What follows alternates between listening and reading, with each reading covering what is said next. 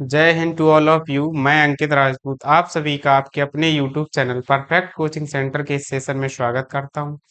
आशा है कि आप सभी स्वस्थ होंगे, मस्त होंगे और मन लगाकर पढ़ रहे होंगे। तो जैसा कि आप लोग जानते हैं, इस समय वाली हम अपनी क्लास में कुमार मित्तल की किताब को पढ़ रहे हैं। तो आज एक नए चैप्टर की शुरुआत करेंगे। इसमें चैप्टर नंबर जो 8 है आपका, धारा मापी पर बलयुगम का आघूर्ण। तो आइए चलते हैं अपने चैप्टर की तरफ। आज का हमारा पहला टॉपिक देखिए क्या है हमारी स्क्रीन पर। धारा मापी पर बलयुगम का आघूर्ण में पहला टॉपिक है चुंबकीय द्विध्रुव। क्या टॉपिक है हमारा पहला? चुंबकीय द्विध्रुव। आप लोग हेडिंग डाल लेंगे चुंबकीय द्विध्रुव। तो देखिए चुंबकीय द्विध्रुव वैसे हम इसका एक शॉर्ट डाल चुके हैं, चैनल पर पड़ा है, उसमें भी हमने बताया है आपको और यहाँ भी आपको हम बता रहे हैं। तो हेडिंग डाल लीजिए चुंबकीय द्विध्रुव। देखिए चुंबकीय द्विध्रुव क्या होता है बता चुके हैं हम आपको। एक ऐसा निकाय जिसे किसी चुंबकीय क्षेत्र में रखने पर उस पर एक बलागुण कार्य करता है, जो इसकी अक्ष को घुमाकर क्षेत्र की दिशा में लाने का प्रयत्न करता है, चुंबकीय द्विध्रुव कहलाता है। क्या कहा हमने? एक ऐसा निकाय जिसे किसी चुंबकीय क्षेत्र में रखने पर उसके ऊपर एक बलागुण कार्य करने लगता है और जो वो बलागुण होगा वो उसको द्विध्रुव को घुमाकर चुंबकीय क्षेत्र की दिशा में लाने का प्रयत्न करता है। ऐसा जो युक्त या ऐसा सिस्टम होगा वो क्या कहलाएगा? चुंबकीय द्विध्रुव कहलाता है।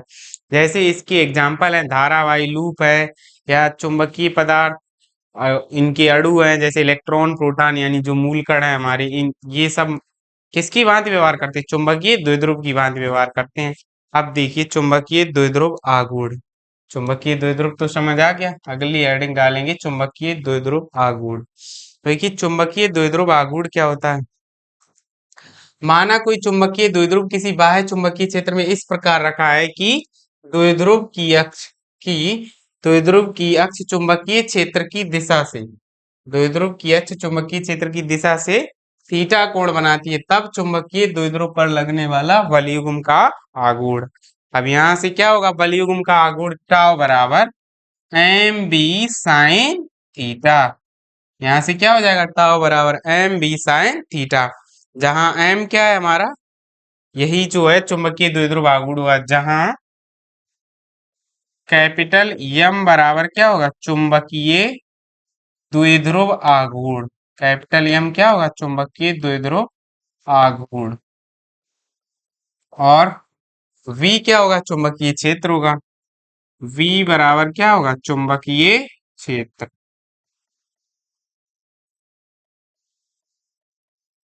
और उसके बाद जो थीटा होगा अब इन दोनों के बीच का कोण हो जाएगा। तो देखो अब यहां से इसका अगला एक पॉइंट बनाएंगे, नंबर एक पॉइंट बनाना। यदि चुंबकीय द्विध्रुव की अक्ष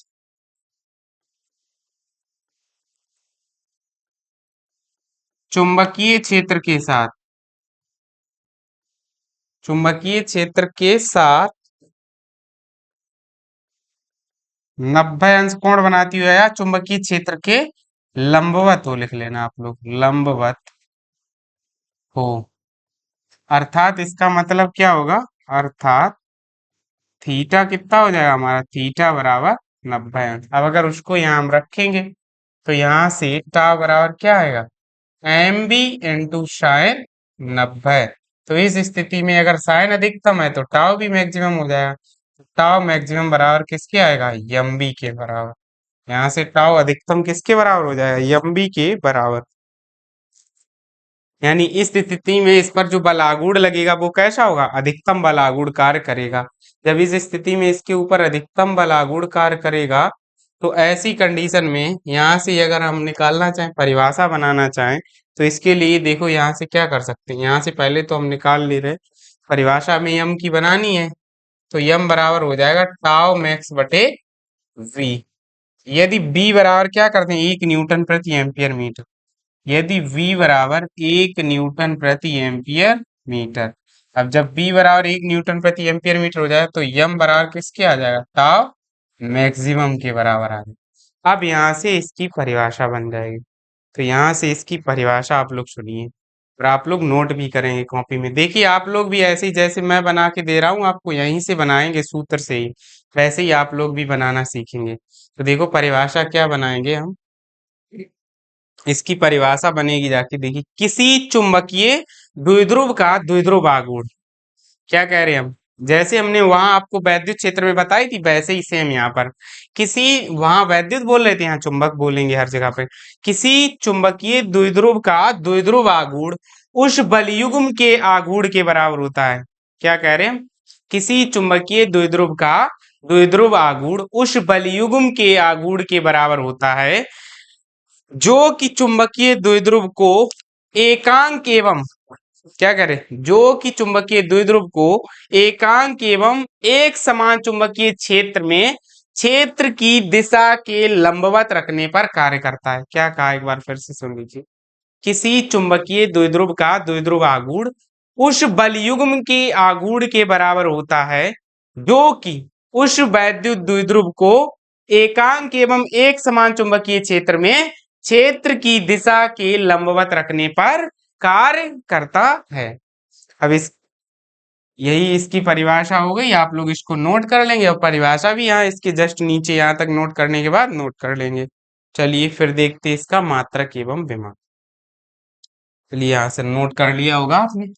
चलते हैं अगली स्लाइड पर। देखिए नेक्स्ट स्लाइड हमारी क्या है, अगली स्लाइड है चुंबकीय द्विध्रुव आघूर्ण का मात्रक एवं विमा। तो यहाँ से इसका मात्रक और विमा निकालेंगे। तो देखिए क्या हो जाएगा, सूत्र, अरे यहाँ से देखो क्या लिखेंगे हम लोग, सूत्र टा बराबर M V sine theta C. Sine theta तो क्या हो जाएगा, मात्रक हीन बा विमान, मात्रक हीन। तो यहाँ से एम बराबर क्या आ जाएगा, टाउ अपॉन वी। यहाँ से एम बराबर क्या आएगा, टाउ अपॉन वी हो जाएगा। तो यहाँ से यम का मात्रक पहले लिखना है। तो यम का मात्रक बराबर टाव का मात्रक बटे बी का मात्रक। ठीक है, तो यहाँ से यम का मात्रक बराबर टाव का मात्रक क्या होता है, न्यूटन और इनटू मीटर, और गुणे पूरे के बटे क्या आएगा, बी का मात्रक। तो v का मात्रक आता है न्यूटन और प्रति एम्पियर इंटू मीटर। ठीक है, तो यहां से जब इसे हम और हल करेंगे तो न्यूटन से न्यूटन तो कैंसिल हो जाएगा। तो यम का मात्रक बराबर किसके होगा, अब नीचे से ये ऊपर जाएंगे तो ऊपर एम्पियर चला जाएगा, तो एम्पियर और इंटू एक मीटर पहले से है और एक नीचे से जाएगा तो मीटर स्क्वायर। तो इसका मात्रक जो आएगा जाके यम का मात्रक यानी चुंबकीय द्विध्रुव आघूर्ण का मात्रक क्या होगा, एम्पियर मीटर स्क्वायर। और यहां से इसकी अब विमा लिखनी है। तो यम की विमा, यम की विमा जो हो जाएगी जाके, एम्पियर के लिए हम लोग ए लिखते हैं और मीटर के लिए एल लिखते हैं, तो एल टू, यानी विमा क्या होगी, ए एल टू, या इसको ऐसे सही से लिखना है तो यम की विमा क्या लिख देंगे, एल टू और ए, दोनों एक ही बात है, नोट कर लीजिए आप लोग।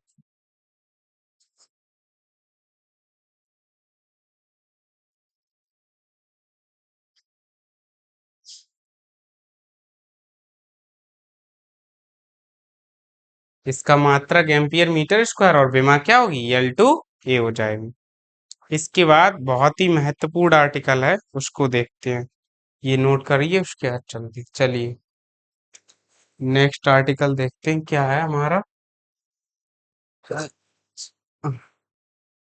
हेडिंग डाल लीजिए, वाह्य चुंबकीय क्षेत्र में चुंबकीय द्विध्रुव पर बलयुग्म का आघूर्ण। तो इसके लिए हम आपको उधर ही ले चलते हैं वाली स्लाइड। हेडिंग डाल लीजिए आप लोग, वाह्य चुंबकीय क्षेत्र में, वाह्य चुंबकीय क्षेत्र में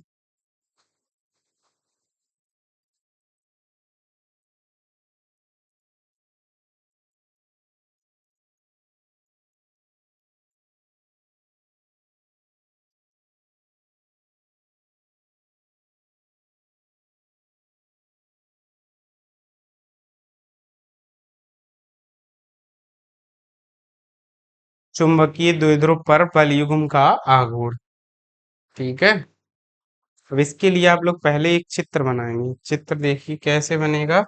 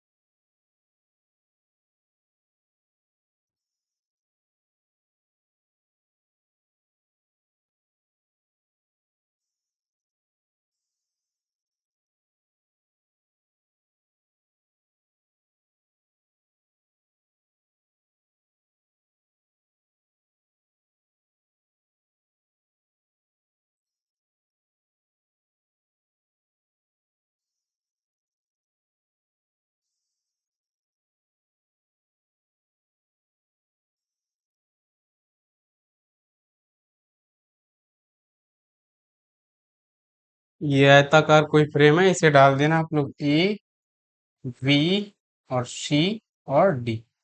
ठीक है। और ये हमारा एक समान चुंबकीय क्षेत्र वेक्टर वी रहा। और ये रहे सारे बल, तो इसे बोल देना F1। तो ये हो जाएगा F2। ये होगा F3। तो ये हो जाएगा F4। ठीक है। हम्म। इसी प्रकार एक और चित्र यहाँ पर बनाएंगे हम लोग। दूसरा वाला चित्र है, देखिए उसमें भी।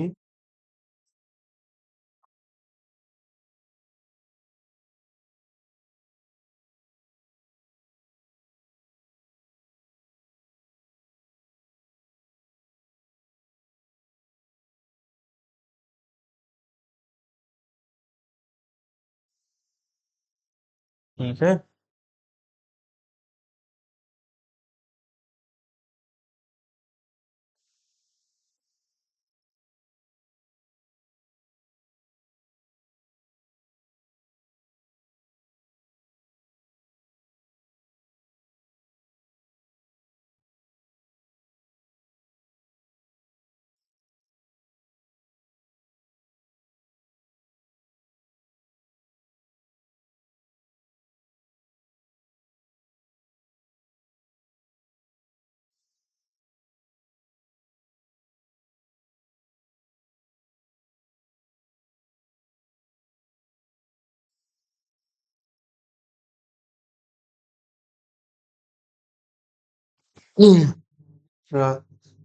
सॉरी।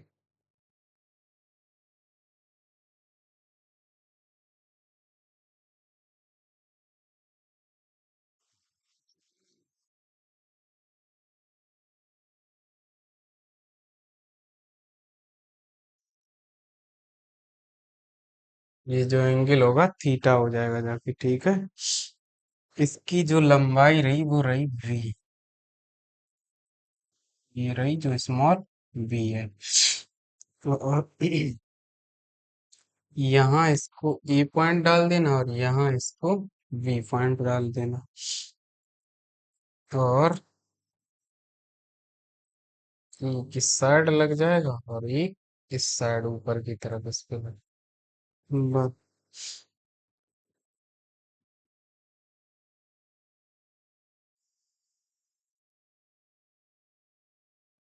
इसे यन कह देना और यन डैश इसे F1।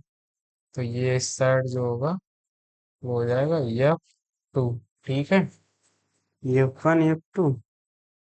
और जब ये V है तो इनको दो घटकों में बांटेंगे तो ये साइन थीटा हो जाएगा और ये कॉस थीटा। तो ये बी कॉस थीटा होगी इस साइड वाली जो लेंथ है।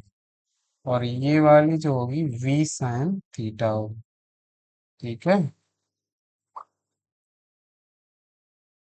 बनाइए चित्र।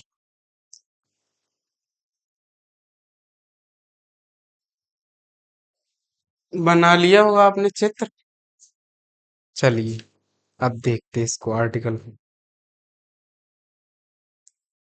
माना एक आयताकार लूप किसी एक समान चुंबकीय क्षेत्र में लटकाया गया, ये रहा आयताकार लूप। तो इसको हमने किसमें, एक समान चुंबकीय क्षेत्र में लटकाया गया। माना लूप की लंबाई, जो लूप की लंबाई है वो स्मॉल एल है और चौड़ाई वी है।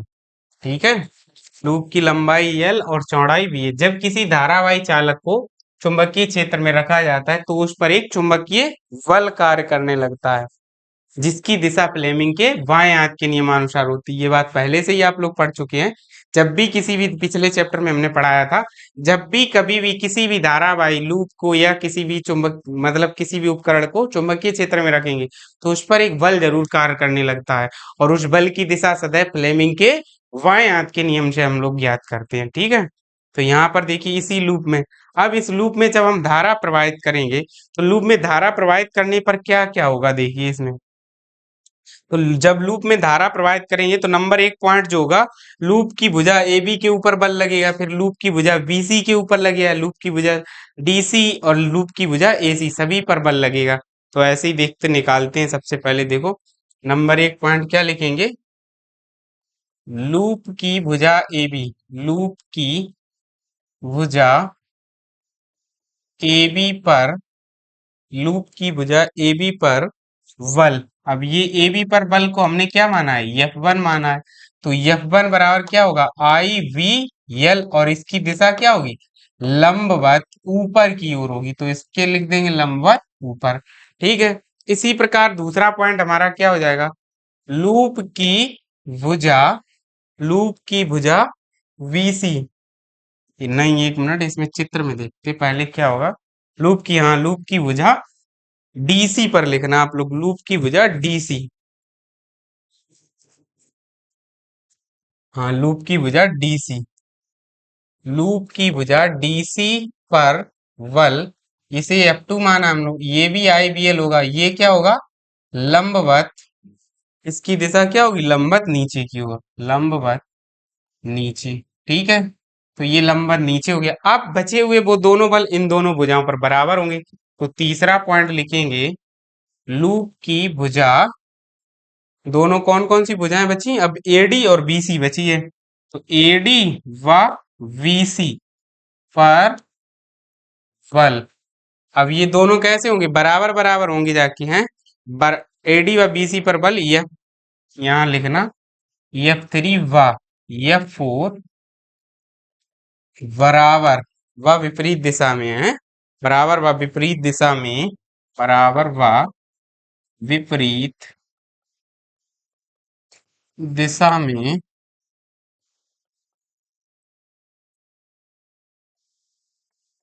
होने के कारण परस्पर, परस्पर निरस्त हो जाएंगे। ठीक है, और इसके लिए हमने आपको क्या दिखा रखा है, चित्र ए में दिखा रखा है ये सब, चित्र ए, यहाँ पे क्या लिख देंगे चित्र ए, इतना आप लोग नोट करिए। अब उसके बाद चूंकि F1 बाई F2 परस्पर कैसे हैं, समांतर व परिमाण में बराबर विपरीत हो रहे हैं, अतः इन दोनों मिलके क्या बनाएंगे, एक बलागुण बनाएंगे जाके। क्या लिखेंगे, यहाँ पर नीचे आप लोग लिखना, हम भाषा आपको बोल रहे हैं, क्या लिखेंगे यहीं पर नीचे लिखना आप लोग, चूंकि बल F1 बाई F2 बराबर, मतलब परिमाण में तो बराबर है तथा एक दूसरे के समांतर एवं विपरीत ओर स्थित है, इसलिए मिलकर इस किसका एक बलागुण का निर्माण करेंगे। तब माना लूप की अक्ष, क्या लिखेंगे फिर इसके बाद लिखना, माना लूप की अक्ष एन एन डैश एक समान चुंबकीय क्षेत्र बी में क्षेत्र की दिशा के साथ थीटा कोण बनाती बनाती है, तब द्विध्रुव पर विक्षेपक बलयुग्म का आगुण। अब यहां से क्या लिखेंगे, विक्षेपक बलयुग्म का आगुण ताव बराबर, ताव बराबर क्या लिखेंगे, बल गुणे बल की क्रिया रेखाओं के बीच की लंब दूरी है। तो यहाँ लिख देना बल गुणे बल की क्रिया रेखाओं के बीच की लंब दूरी। देखना यहाँ पर टाव बराबर बल क्या लिखा हमारा आई वी एल, दोनों बल बराबर बराबर हैं तो बल तो आई बी एल हो जाएगा, और जो दूरी होगी वो वी साइन थीटा होगी। ये चित्र में आपको हम दिखा भी दे रहे हैं, जो लंबत दूरी है ये रही, देखो वी साइन थीटा। एक बल ऊपर लग रहा है, एक नीचे लग रहा है, दोनों की लंबत दूरी क्या है, वी साइन थीटा। तो यहाँ वी साइन थीटा, तो यहाँ से टाउ बराबर क्या करेंगे, इनको पास ले आएंगे, तो देखो आई और बी, और इसको क्या कर देंगे, एक ब्रैकेट में कर देना, इंटू साइन थीटा। अब आयत के लिए एल इंटू वी क्या होता है, क्षेत्रफल होता है आयत का, तो आई ए वी और साइन थीटा हो जाएगा।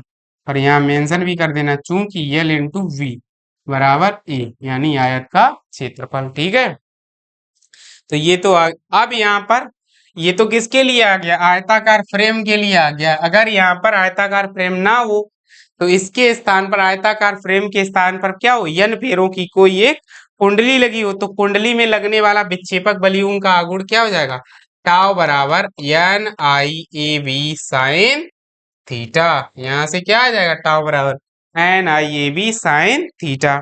अब परंतु एन आई ए बी बराबर हम लोग क्या जानते हैं, परंतु एन आई ए बराबर क्या होता है, यम होता है।